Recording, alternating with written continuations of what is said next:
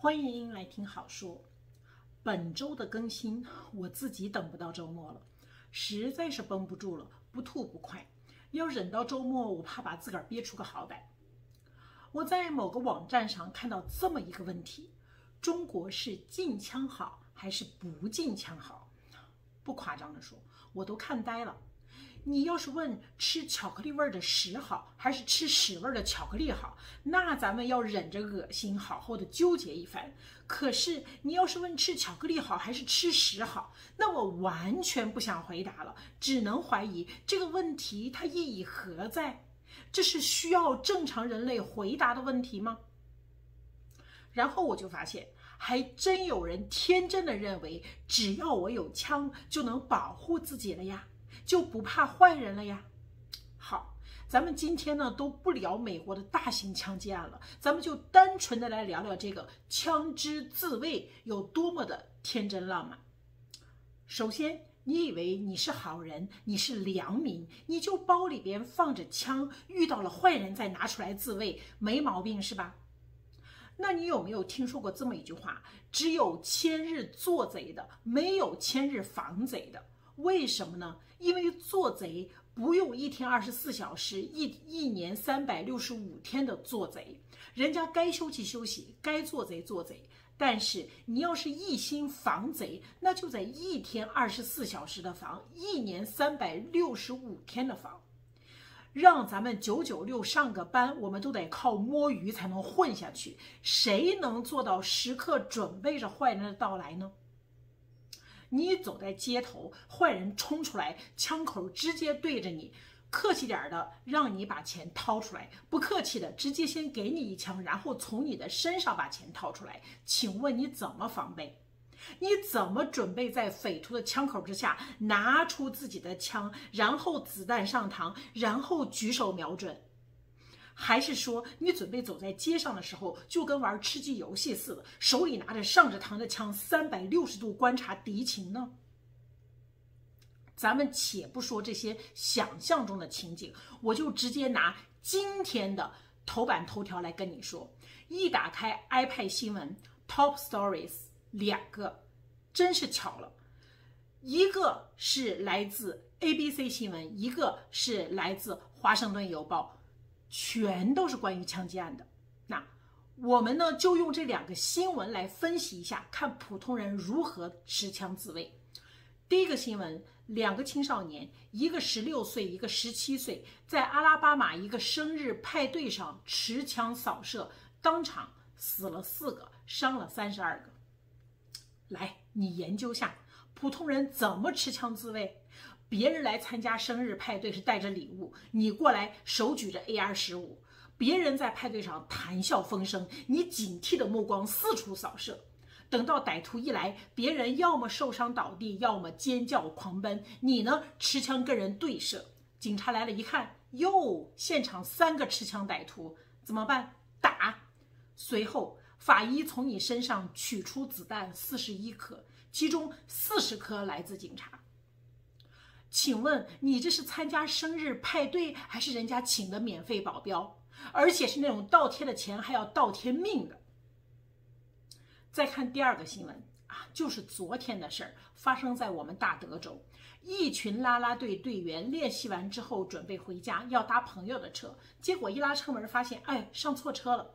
于是车主掏出枪来一阵突突，一个姑娘直接被击中了腿，另一个更惨，腿上和背上都被子弹击中，到现在还在 ICU 里边躺着没出来。为什么会这样呢？原因很简单，就是刘慈欣在《三体》中写出的黑暗森林法则。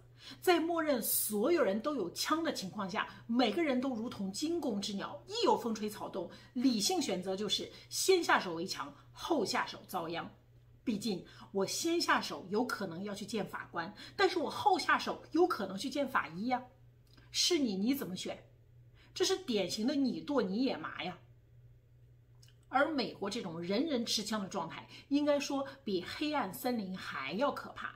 毕竟按照黑暗森林法则，只要你别出声，苟住别作死，忍住别浪，其他人呢找不到你，那你整个文明就可以自己悄悄的发展。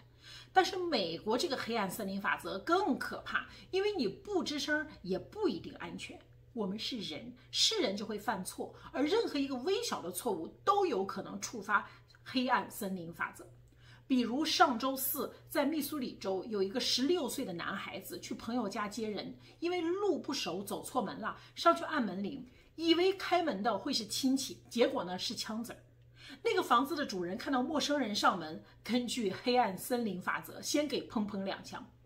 请问你觉得这个少年冤不冤？你要说啊不冤，谁让他先走错门了？那好，我想问一下，你这辈子就没走错过门吗？你老婆、孩子、父母、兄弟姐妹、朋友、同事，这辈子全都没有走错门吗？万一走错了一次，就活该挨枪子儿吗？还有上周六，纽约州有一个20岁的小姑娘更冤，她也是去朋友家里，只是开车开错了路，人都没有下车，只是在一个房子前面要掉头，结果就触发了黑暗森林法则。房子的主人冲出来，在车道冲着车子开了2枪，小姑娘直接死在车里了。遇到这种事儿，你说怎么说理去？请问哪位开车的敢说自己这辈子没有遇到过开错了路需要掉头的时候呢？你觉得人家小姑娘活该挨枪子吗？请注意，我举的这2个例子全都是上个礼拜发生的啊，你没看错，1个礼拜就发生了这么2起，就这么普遍，就这么常见，并不是说我故意要找那些人咬狗的新闻来耸人听闻的。那这种破事的根源何在呢？就是人人持枪，让全美都达成了黑暗森林法则。大家都本着宁见法官不见法医的态度，随时随地感觉不妙，掏枪就突突。我知道大家在国内呢，有时候也会埋怨，说什么呀，现在戾气好重。相信我，你那是没见过什么叫戾气重。我在国内呢，也有认错车的时候，也有敲错门的时候，10次里面有9次半都是2句话解释清楚了，大家含笑告别，当成生活中的小插曲，回头呢我还能当笑话分享给朋友。从来没有一次，没有1秒钟，我会认为认错车或者认错门是一件要我命的事儿。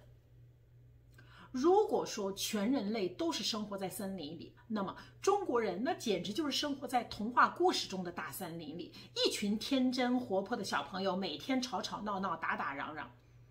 而美国是真正生活在黑暗森林中，平时似乎一片祥和的气氛，但是一旦不小心触动了黑暗森林法则，瞬间就是若干生命的消逝，瞬间就是若干家庭的毁灭。而这一切的根本原因就是美国不禁枪，不能禁枪，不敢禁枪，也没法禁枪。而我们居然在问中国是禁枪好还是不禁枪好？那好吧，我来回答，正确答案只有一个：禁枪好，禁枪好，禁枪好。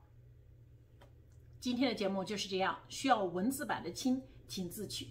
感谢来听好说，如果你觉得这节目还有点意思，劳驾您给我捧个人场，点点赞，关注一下。好说好说，咱们下周再会。